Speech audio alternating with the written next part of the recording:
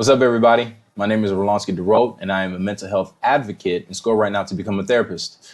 I'm aiming to bridge the gap between mental health and men by helping them develop language to address their issues. In this podcast, I review popular books that many people say had and still make a significant difference in their lives. In this episode, I will give you a quick brief about the book, then share my insights and how to apply this information in practical ways. So the book I'm looking at today is The Book of Boundaries, Set the Limits That Will Set You Free by Melissa Urban. So a quick brief about the author, Melissa Urban. She is the CEO of Whole Life 30, which is a wellness company, wellness program. She's also a nutritionist, an author, and a 25 plus year recovered addict. Congrats to her. It's pretty amazing. So quick summary on the book. This book breaks down what boundaries are and how they can help lead to better mental health, increased energy, improved productivity, and more fulfilling relationships. In the book, there are 130 plus actionable scripts with language you can instantly use to set boundaries, actionable advice, and techniques to set strong, healthy boundaries. So that right there is a little off. That's about the quick brief, and that's a quick summary. So going into some of the insights I got from the book. First insight I got was the purpose of boundaries.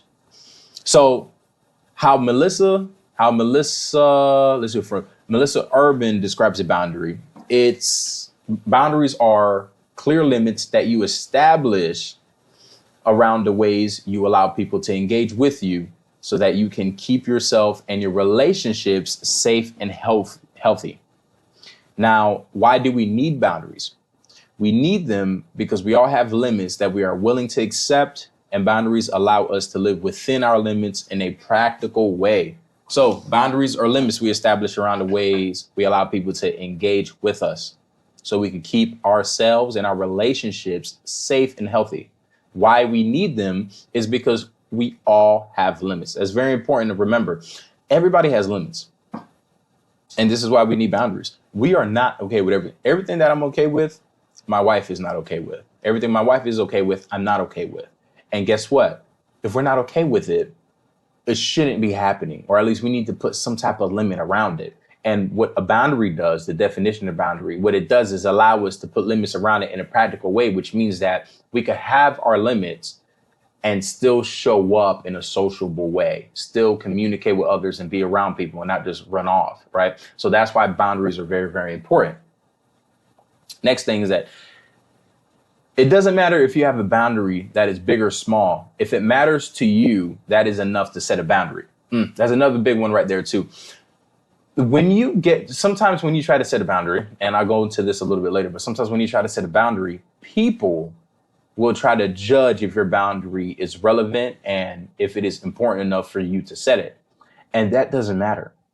It's your limit. It doesn't matter if somebody has a higher threshold for whatever it is you're trying to set a limit on. If you're not okay with it, set the boundary. And the truth of the matter is if your boundary is that outrageous, which it probably isn't, but let's say your boundary was that outrageous, you'll probably figure that out over time because your boundary is so big or so outrageous that people just can't meet it, and you'll probably end up with no friends and alone. But like I said, that's not people. That's not the average person who's trying to set a boundary. More than likely is reasonable, and more than likely it's tied to other things that they're just not comfortable with. You can deal with any parts of their life, but it doesn't matter. But what matters most is that if it's something that you're not okay with, that's a good enough reason why you should set a boundary around it. Now, boundaries are not used to tell other people what they can and cannot do. That would be controlling. And that's another important thing about a boundary. There's a difference between a boundary and a rule. A rule is you're telling somebody else how to behave, how they need to do things. A boundary is telling yourself how you need to behave, how you need to behave based on somebody's actions, right? So the people are still doing what they want to do and how they want to do it. But how you respond to what they do is the boundary. It's very, very important. We're not controlling people here. And which is why boundaries are even more empowering, because I'm not saying, hey, you need to do this or you cannot do this. What I'm saying is that, hey, if you do this thing, I'm going to take a step back. If you do this thing, I'm going to walk away. If you do this thing, I'm going to limit whatever it is, whatever the boundary is, the consequence you attach to that boundary is up to you. But we're controlling how we respond. We're controlling how we respond to what the person is doing. And boundaries are established to help you plan and communicate your response to what other people say or do, right? We are not controlling anybody. So in a healthy boundary, you notice how other people's behaviors impact you and you communicate your healthy limit in relation to that behavior. Then consider what you are willing to do to enforce that limit. So there's that consequence we were talking about. When you realize there is a behavior that somebody else is doing that is hurting you in an unhealthy way or in a way that bothers you, you more than likely need to set a boundary right there, right then and there. And now you need to communicate to them that boundary. And I'm going to a little bit later, but boundaries should be two things. And this book talks about it should be clear and it should be kind. It should be clear in the sense of you are laying out exactly what the boundary is. You don't really have to get behind the why. You just need to explain that. I want to talk about that a little bit. You don't need to get behind the why because people might take advantage of the why. They might try to water down or break down your reason as to why you're setting the boundary. It's not up for discussion. All that matters is that you are not comfortable, so you need to set the boundary. Well, other people, their opinions around the boundary setting, it's none of your business. All they need to do is be able to understand the boundary and understand, if they're doing this thing you're not okay with, later down the line, there might be consequences. And the consequences in the sense of you take a step back in a friendship, relationship, whatever it is, whatever your consequence is. But you need to figure out what that consequence is going to be when you set a boundary. Because if you don't have consequences, people are just going to walk all over you. You need to be able to do something. And right here, and I did write it down, boundaries should be set using clear and kind language. You should be very clear with the boundary, and you also be kind. What does that mean? That means talking with compassion, talking with love, talking with patience, and also understand that people aren't necessarily out to get you. They didn't even know the boundary was there. So take your time when you're telling people these boundaries. I'm not to be firm, but you can also be kind as well too. You really don't want to turn into somebody who sounds like they're enforcing being an authority in a certain sense. All right. So that's the end of my first insight. The second insight I had was what to remember when you feel bad about boundaries. This was really good. This is really, really good, especially for somebody who might have people pleaser tendencies. To a certain extent, even in myself, I have some people pleaser tendencies. I realized that when I was young, because my mother I have a lot of my mother's traits. And my mother always worried about me because my mother worried about me because she assumed that I might grow up to be a little bit like her in a sense and allow people to kind of walk all over me a little bit. As I gotten older, I made sure that was not the case, and that is not me. But I still do realize that there are certain character traits about me that can allow that to happen. But I have built my belief system. I've built certain belief systems, certain things within myself, and I have very strong boundaries that I've been setting up since I've been young. So yeah, that's not the case. All right, so boundary feel bads. Boundary feel bads are referred in psychology as unearned guilt. It's not a productive guilt, which is an important social regulator. Unearned guilt is a unearned guilt is a learned means of self-punishment that tells you to feel bad for putting your feelings ahead of others, standing up for yourself, or making other people feel uncomfortable. That is what unearned guilt is, right? So, unearned guilt, a very dangerous thing. When you set boundaries, you're going to feel guilty. John Deloney on Dave Ramsey, he says something so well. He says something so good. He says you should talk about things. When something's going on you're uncomfortable with, you're not okay with, talk about it. Because you have to choose between guilt and resentment. When you talk about it, when you talk about it, you say to somebody like, hey, you can't do it, do this, you might feel guilty, or they might make you feel guilty. But if you didn't talk about it and you was to bottle it up, over time, it's gonna build up. It's gonna build up in you, and it's gonna build resentment, which is worse than guilt, especially worse than unearned guilt, because unearned guilt is unproductive. We do have good guilt.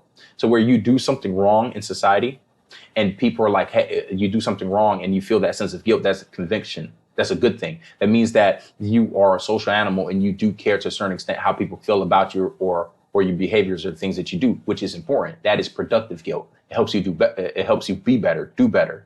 Unearned guilt is not, it does absolutely nothing, because all you're doing, it's just a means of self-punishment. Like I said before, you make yourself feel bad for doing the right thing. It is not the same type of guilt. All guilt, you have unearned guilt and you have productive guilt. We are striving behind, we not striving, but we recognize productive guilt, which is an important social regulator, but we do not pay attention to unearned guilt. It is utterly helpless, and which empowers people who want to take advantage of you to continuously do that because you feel guilty for absolutely no reason. You don't have to explain your boundary to anyone. Some might simply ask why just to fight your boundary, and that defeats the purpose of what you were trying to do, because you are adjusting to your reaction and not expecting them to adjust their behaviors. Extremely important. Like I mentioned before, when you're setting a boundary, best believe, especially people who don't understand what a boundary is, don't care about boundaries, and don't have any boundaries themselves, they're not going to respect it. Especially if people have been crossing over their comfortable space for their whole lives. They're trying to do the same thing to you. The first thing a lot of people try to do, especially smart Alex, smart mouths, they're going to try to ask you why you're setting the boundary.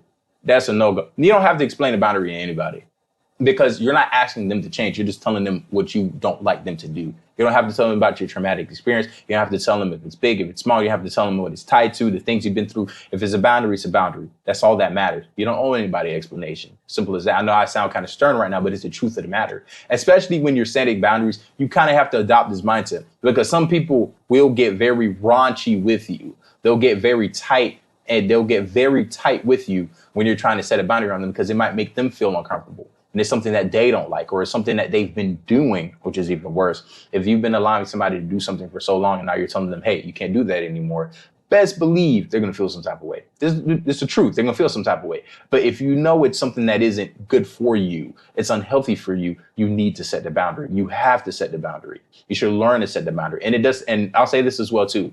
Boundaries isn't something you do overnight. It takes time. It takes time. And setting all boundaries, you just can't set them like that. You have to believe it. First, you have to see if it's something that's worth setting. And after that, you have to muster enough courage to be able to say it to the person clear and kindly, and then follow up with it. You have to follow up with the boundary, right? So now if you tell somebody a boundary and they're not respecting the boundary and you never implement the consequence, they're going to take it as a joke, as anybody would, right? Same thing with kids. You tell a kid you're going to punish them for something, you don't ever punish them, or not punish, but let's say a consequence, right? Nicer word. You tell them there's going to be a consequence for what they do, and you never apply the consequence. They're going to be like, does it really matter? So it's very important that you know what the consequence is. You share that with them when it's important. You have to tell them up front when you first set a boundary. It might seem kind of rough. You set the boundary, they go over the boundary once or twice. You tell them the consequences, keep doing it. And then after that, when they do it again, you know what you got to do. You got to impose the consequence. But as I was saying, you don't need to tell people the purpose of your boundary. They might more than likely, especially if they're asking. Some people might ask out of genuine curiosity, which is great, right? They're trying to get to know you better as a person. That's love. But some people will be asking for just the solidified reason of trying to undermine your boundary. So combat proactive guilt. Combat proactive guilt by reminding yourself of what you've learned about clear and kind boundaries, which is they are designed to make the relationship better and keep you safe and healthy. So you have to remind yourself too, when you're setting boundaries, it is very, very hard. It's very hard, because even for the boundaries I have set and I continue to set, they're not easy, because you're setting them with family members, you're setting them with spouses, Yes, you're allowed to set boundaries with your spouse. Because they're your spouse doesn't mean you allow your spouse to do whatever they want to you when they want to do with you. You are allowed to have boundaries, man or woman. It doesn't make a difference. You're allowed to have boundaries with absolutely anybody, your parent, your spouse, your siblings, your friends, your cousins, your coworkers, your boss. It doesn't matter. You're allowed to set boundaries with absolutely everybody. But remember, when you are setting a boundary, remind yourself why. Well, remind yourself two things. One, what you're saying is clear and is kind. You're being a good human being by communicating with somebody instead of building resentment and, hating them behind, hating them in the dark by not never ever telling them how you really feel about it. That's two-faced. That's being two-faced. How do we avoid being two-faced? I believe it is a high character trait to be able to communicate clearly and kindly. That reflects high character versus holding things in. And when somebody might ask, or you hold things in and pretend like everything is okay when it's not. And then you show that in different ways, maybe in passive aggressiveness, maybe microaggressions, whatever it is, and those type of things. I believe, like I said, higher character trait if you are being clear and you're being kind. And also you need to remind yourself that you're setting the boundary because, and up front, there's going to be a cost to pay. The awkwardness, you're going to have the awkwardness to pay. It's going to be uncomfortable. You might get a little resistance. Yeah, you got to pay that price up front. But long term, you're helping the relationship, the friendship, whatever it is. You're keeping it safe and you're keeping it healthy because now you feel okay. They understand the boundary. They respect the boundary. Or either they don't, and then you impose a consequence. So now this person is out your life, so they're not crossing that boundary anyways. And now you also feel healthy. It helps extend the longevity of the relationship. It keeps it in a good place. So my third insight, there can be levels and flexibilities.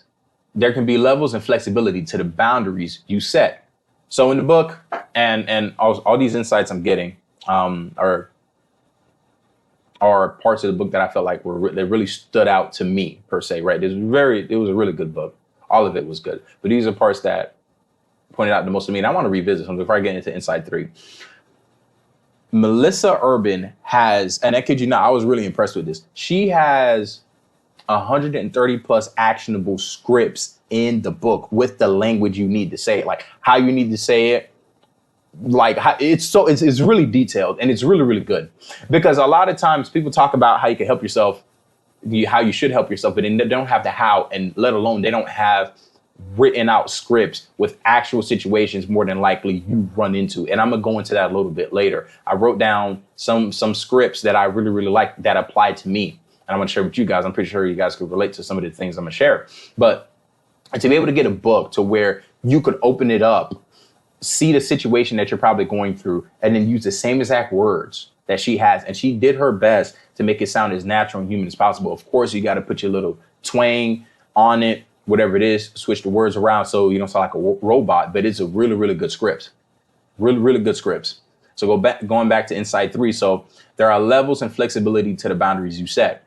She talked about it like a traffic light system. So you have green, you have yellow, and you have red. So green, so let me try to frame it a little bit better. So you have levels to the boundary. We're talking about the levels right now. The levels of the boundary setting is green. We set a boundary because we're in the green. We set the boundary in the yellow. We set the boundary in a red. So green is a low risk. Is low risk. It means that somebody crossed the boundary, or somebody's getting close to crossing a boundary. So you don't need to be too firm. You're clear, you're kind. You don't necessarily have to share the consequence at this point, right? You just tell them the boundary, what it is that you don't like so much. And you don't have to be so stern in language. You need to put it out there. Now we get into yellow, elevated risk.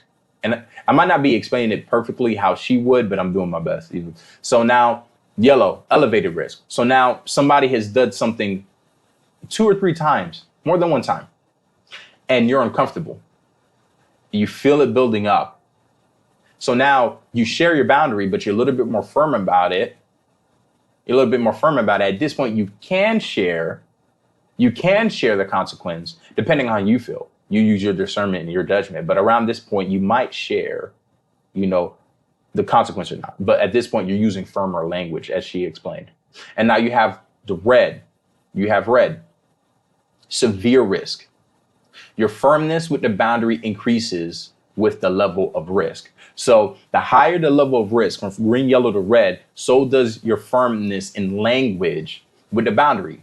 And at this point with red, you are clearly stating what the boundary is and the consequence if they violate this boundary again. Because at this point, you already shared the boundary twice. Green, yellow, red. Now we're like, okay, listen, pump the brakes. This is the consequence. This is what I'm going to do if you do that again, or you don't do that again, what I'm going to do. Because remember, we're not telling them what to do. Do what you want to do. Do you, bro. We don't care. But what will happen, what will happen is how I respond is going to change. Our boundaries are so powerful. You do what you want to do. But I'm gonna do something different. You do what you want to do, I do what I want to do. We all free. You feel me? So that's what's really important here. So now, and flexibility as well. So boundaries can be flexible. As you change and circumstances change too, you should adjust boundaries as you should adjust your boundaries as well if needed. So there might be boundaries you have set when you were younger or in a certain part of your life that might not be so applicable anymore. And you need to communicate with that. You need to communicate that with people. A good example, let's say there was something that happened in your childhood, or probably something recently, say in college. You were comfortable talking about it. You set a boundary about, hey, I'm not talking about this if you guys bring this up. I'm either going to leave the room. A couple of years later, 5, 6 years down the line, you've healed from it. It's something that you're willing to talk about, something you don't have a conversation with, because you're removed far enough from the pain and healed to where you could have a conversation. Now you share that with people. Hey, that thing I didn't like to talk about, I'm more okay, talking about it now. I'm okay. You can ask me about it. We can have a conversation about it, right? So your boundaries should be flexible. And there's nothing that's really set in stone too, because that kind of takes away. That's why boundaries, and this is why we say boundaries, they're practical and they allow you to still function and be sociable in life because they're flexible. It's not a rigid, strict rule where people feel like they have to walk around eggshells on you. If people feel like they have to walk around eggshells on you, you're more than likely not setting boundaries, you're setting rules. And also your boundaries might be extremely outrageous. And like I said, I don't believe that's the majority of people. I don't believe the average person has outrageous boundaries. More than likely. Then more likely than not, you don't have outrageous boundaries. And also there was something she talked about that was very, very important. It's a physics principle. And she applies it when talking about boundaries. It's minimum dose, maximum effect. So what is the smallest action you can take to produce the desired effect? So in terms of a boundary, what is the smallest action?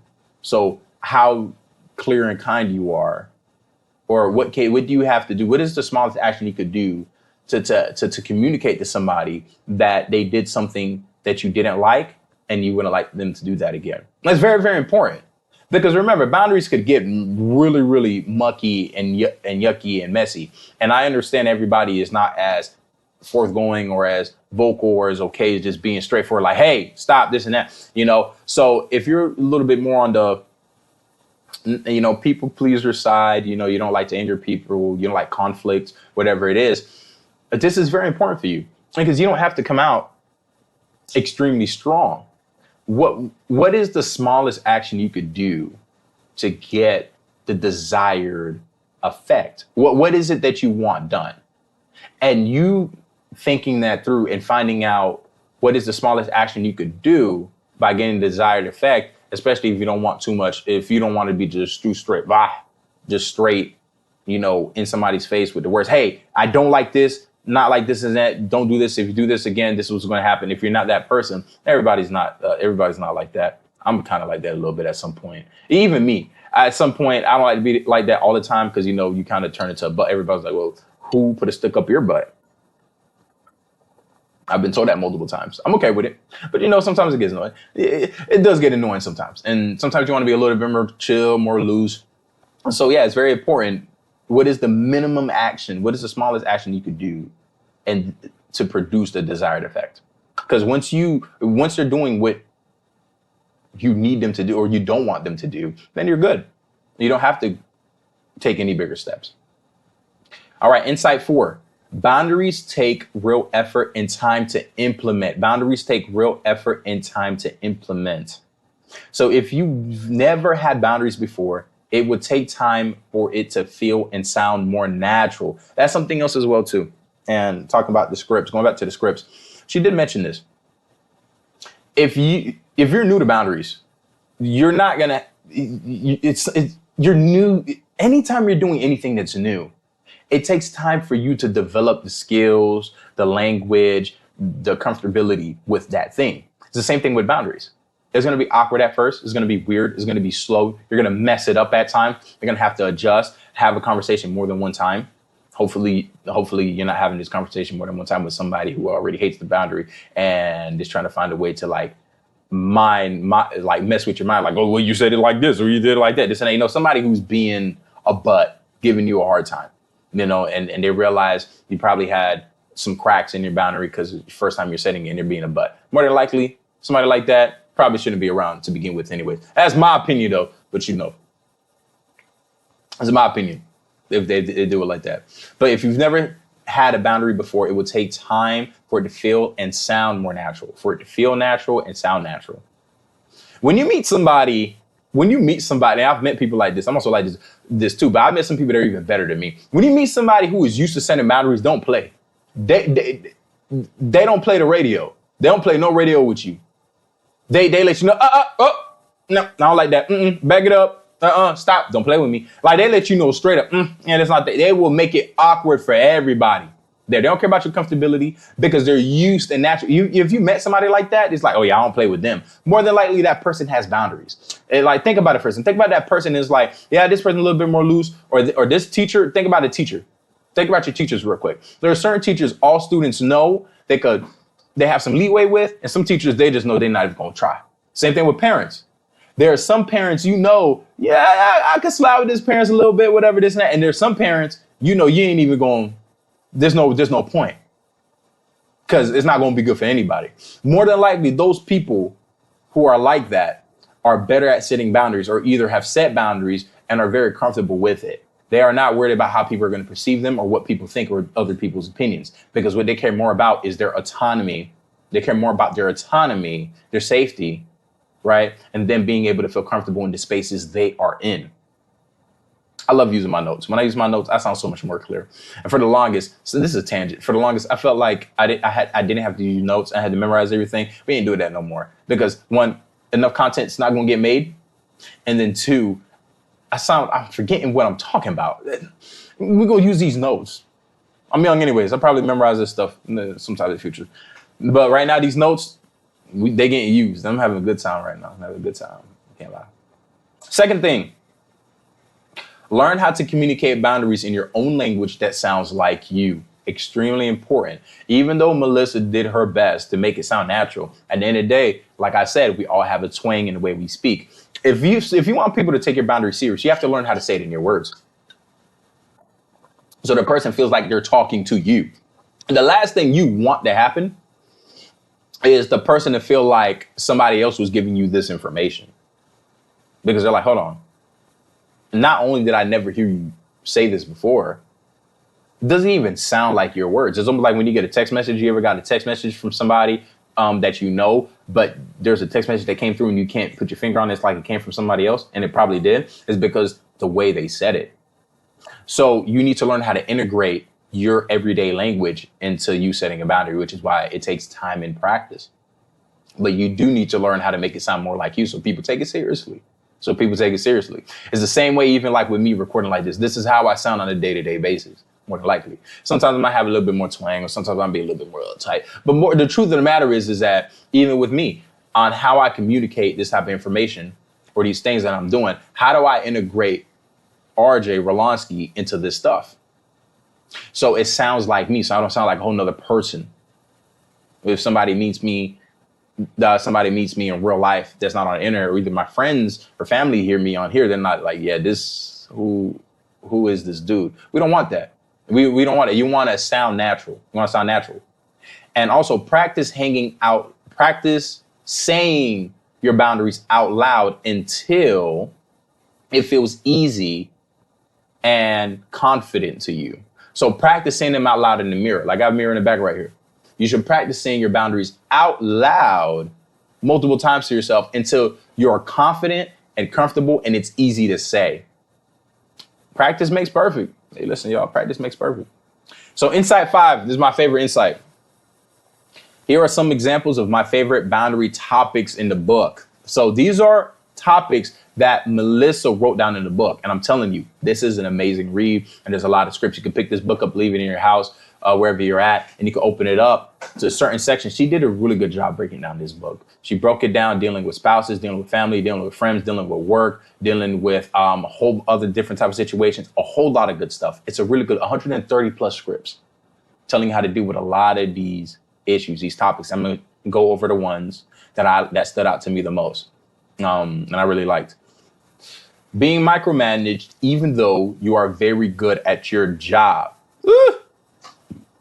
I know there's a lot of people that deal with that because micromanagement has less to do with the person that's doing the job and more to do with the person that's supervising it. Because there's a lack of trust. There's a lack of trust, and it might not be because of the person. Like I said, if you're good at your job, so why are you being micromanaged? It has absolutely nothing to do with you. It has everything to do with the person. It could be is that they're not good at delegating. They're control freaks. They feel like they need to say so in everything. They don't know how to let things go. That's not a you thing. But that is something you can set a boundary around. All of these things, all these examples are things that she explains how you can set a boundary around, which is why I love. This is a great book. Especially being a therapist too. Boundaries are very, very important. I've heard this from another therapist that I enjoy listening to. She said that therapists are telling other people to set boundaries, but a lot of them themselves struggle to set strong boundaries. It's crazy. It's crazy. All right. So next one is saying no to a boss who keeps putting things on your plate when you are already over capacity. Ooh! Boy, corporate America, do it to you. It did it to me. I struggle with this a lot. All of these things are things that I definitely struggle with. Things I struggle with. The first one, though, I'm gonna be honest with you. I was an accountant. I was an accountant before I was in school to become a therapist, and I was not really good at my job. I wasn't, and I knew that. There's a reason why I made a shift because I knew that I was not going to make a very good accountant, and I could have faked it till I made it, but I knew deep down inside that my ceiling was not that high. My ceiling was not that high. My ceiling to become a therapist, though, is very, very high, because I basically was honest with myself with the things that I'm really, really good at, things I like to do, and it aligned with me being a therapist. My ceiling here is very high, but dealing with a boss who keeps putting things on your plate when you are already over capacity. It happens to a lot of people. It is a part of life, but at some point, enough is enough. And you have to learn to set boundaries around it. All right. And I'll say this too, disclaimer. I'm not saying don't do more. And I'm not saying that things aren't going to happen where you're going to feel uncomfortable at times, like having more on your plate than you can handle. What I am saying is that when you're realizing it really is affecting your quality of life, when you can't function and other things that are important to you are being missed or not being handled in a healthy way, like you're neglecting family, household things, whatever, a lot of other things, your hobbies, the point of affecting your quality of life, then you should probably more than likely set a boundary, or you feel like it is something that's going to affect your quality of life. You should set a boundary. Third script is how to set limits around lending out money to family and friends who continuously ask without looking like a jerk. That's a great boundary right there around finances. How do you set limits around lending money out to family and friends who continuously ask without looking like a jerk? Because that's something else too. When you say no, you could look like a jerk. How do you set a boundary around people who keep asking for people who matter to you as well as you love, people who you love? How do you tell them no without seeming like a butt? How do you do that? She explains it in the book. Next example is How to set boundaries around family who continuously pressures you to go to church with them. That's a good one right there. I'm Haitian, and them Haitians, one thing about it, they're going to tell you you need to be in God's house. They're going to ask you again and again and again. And listen here, I'm a believer. I believe in God. I go to church regularly. I read my Bible. I pray. But I'm not in the camp of continuously pressuring others to go to church, and which is why I put this on here. It's not because there's two things. One, I was not always a believer in the way I am now. And there was a time when I did feel pressured, and I did not like that. Nobody likes to be pressured to do anything. So it is very important for you to learn how to set boundaries, not only around church, but whatever it is that somebody's doing, even if it is a good thing, even if it's good for them, even if you see results. It could same thing with going to the gym. How do you set boundaries around somebody not pressuring you to always go to the gym with them because you're not ready to go for whatever reason? Yeah, it's a good thing. Yeah, you get strong, you get in better health. Yeah, maybe even your doctor says you need to go for whatever reason. Maybe you have some health issues and going to the gym would help. Moving your body would help. But how do you set boundaries around somebody who's trying to force you into something you're not ready for? It's very important. Next example, how to tell your partner that going through your phone is a violation of trust and respect and behaviors of unhealthy relationships. That's another one right there. I ain't gonna say what gender just do that a lot, but we might know. I'm going through phones. Listen, if somebody's doing something to you, if you suspect that somebody is doing something to you, you know, that is in violation of the relationship. Where was I going with that? I don't remember. But if you feel like, let me start back up. But more than likely, if you have a feeling or inclination that somebody is doing something, you might have good reason. And the truth of the matter is that I am a believer that over time you would have found out. Now, I can't say that because I believe the truth will come out. There might be interactions. Other people might come and tell you. You might run into it. It might just pop out one day. And whatever it is, it could be so many ways you can find out. Because if somebody can only hide that for so long. But if you're continuously going through your partner's phone all the time, that is a violation of trust and respect. Because at a certain point, if somebody wants to do something, they're going to do it regardless. You checking phones isn't going to stop the person from doing the thing. If they want to do the thing, they do the thing. And I'll tell you right now, I learned that. I learned that not by going through somebody's phone, but just, a previous relationship that was very toxic. If somebody, people are going to do what they want to do, regardless of what you say, what you do. It doesn't matter. They're going to do what they want to do. You need to understand that. So you need to understand that you going through somebody's phone not only hurts your relationship, it hurts them, but it also hurts you because now it hurts how they view you. Because now they're thinking to themselves, like, this person doesn't even trust me to do the right thing. The lack of trust, the lack of respect. This person doesn't even respect me enough or think I'm good enough where I can handle this by myself. They think they have to watch over me like a kid. It's not a good thing to do. It's very unhealthy. Very unhealthy. Next point. Next example. Setting up boundaries around when and how intimate moments take place. Very, very important as well, too. Just because you want to be intimate doesn't mean somebody else has to be intimate with you. I feel like this is very understood in society, right? Because, we're very big on grape, And grape is also defined. It doesn't matter if you are with a person or either if the person consented and you guys are in the middle of that and the person asks you to stop, you should stop. If you don't, it is considered grape. And, you're allowed to set up boundaries for how it happens and when it happens. It doesn't have to happen in the morning when you first wake up. It doesn't have to happen when you're going to bed. It doesn't have to happen on a whim. It doesn't have to happen outside the home. Doesn't that, of course, you guys work through it. And that's why boundaries are important. Because remember, you're not necessarily, you're telling this person, hey, you are allowed to try and do what you want to do, this and that. But how I'm letting you know, I have boundaries. for how I'm gonna respond. And my response might be no, depending on when and how this is gonna happen. Very, very important. And like I said, this is to protect your safety, to keep you healthy, right? Because people aren't comfortable with everything, and that's the most important thing. The most important thing here, the most important thing, I took away with reading this book is that we all have different limits, which means we all have different boundaries.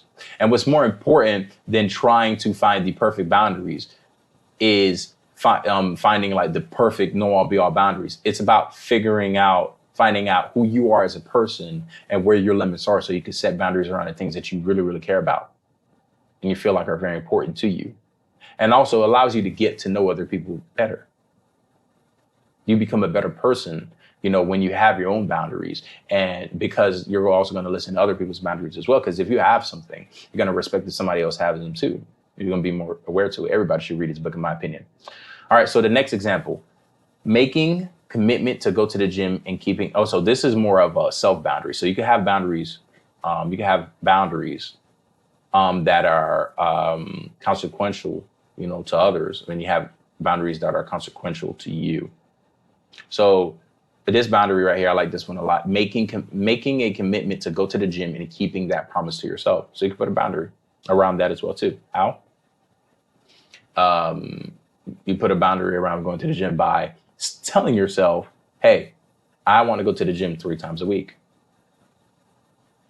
I'm going to create a time and a place. I'm going to create scenarios to where I have no excuse to go to the gym. I have no excuse to not go to the gym. You block out that time. You don't schedule anything around that time. You make sure you have your right clothes, your right workout things, this and that. You're at the gym that you like, whatever it is. Make it very convenient for you. And you put the boundary up, and you put in a boundary with yourself. Like, you need to hold yourself accountable, right? I probably might not be explaining that perfectly, and she explained it great in the book, but that is a boundary you can set up. And last one is setting a boundary with how many clients you take on as an entrepreneur. So I'm going to become a therapist, and I'm gonna have to be sitting down with clients. And I do want to go into private practice, which means that I have to say so with how many clients I want to see. I have a say so with how many clients I want to see, and also how the market looks. So one important thing is, in which I say some counselors might not have strong boundaries, is that I could see very easily how I could turn into somebody who it says I'm gonna see 5 clients, and somebody calls with a crisis, whatever, this and that is going on, and I pick up 2 extra clients. And now that takes away from the other administrative tasks I would have had to done, or other things I need to do to grow my business, keep my business up and running. You have to set a boundary with the amount of clients you want to serve as well too. Very, very important. That is money, yes, and more money is always nice, but all money ain't good money, especially if it's taking away from your longevity of you being able to do that job that you're doing, because you're paying for it later down the line. That's the truth. And that's why I put this up. Like I said, a lot of these boundaries relate to me, but I also feel like they relate to a lot of people as well too. I feel like a lot of you guys could relate with a lot of things I said, but you have to learn how to set a boundary around your business. If you're an entrepreneur, you can't be everything for everybody. You can't do everything for everybody. You have to understand, you have to put a boundary up. What time do you start working? What time are you not working? When is work at home?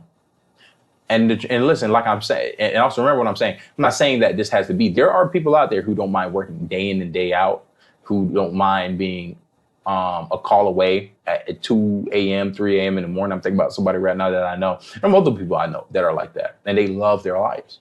But everybody isn't like that. And you need to understand that you need to put boundaries up so you can be yourself. You can show up yourself. Some people can do that and they're still themselves. They show up great, positive attitude, enough sleep at night, whatever it is, and they're happy, right? So it matters to you. It matters what you want. It matters what you want for your life. So we're going to close it out. So here are some call to actions. A couple of things I would like you guys to do. Some things I would suggest for you guys to do. First thing is to read the book and other books teaching about boundaries. And the name of the book again is The Book of Boundaries Set the Limits That Set You Free by Melissa Urban. So yeah, read the book or find other books that teach you about boundaries. Boundaries are extremely, extremely, extremely, extremely important. Very, very important. Next, ask yourself, is there boundaries? Are there boundaries that you think you would love to have in place in your own life? Ask yourself, honestly, genuinely, ask yourself, are there things that are happening in your life that make you uncomfortable, that you're not happy with, that you would like changing? And then ask yourself, is there a boundary that you could put around that? Is there a boundary you could put around that would make you much happier? I was talking to somebody the other day and they told me, home situation has been kind of awkward because they had to talk to the person they stay with.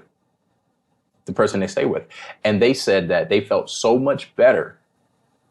Even though things were a little awkward at the house, they felt so much better because after they talked about the thing, the person has stopped doing the thing. And even though it's a little awkward, they feel better inside.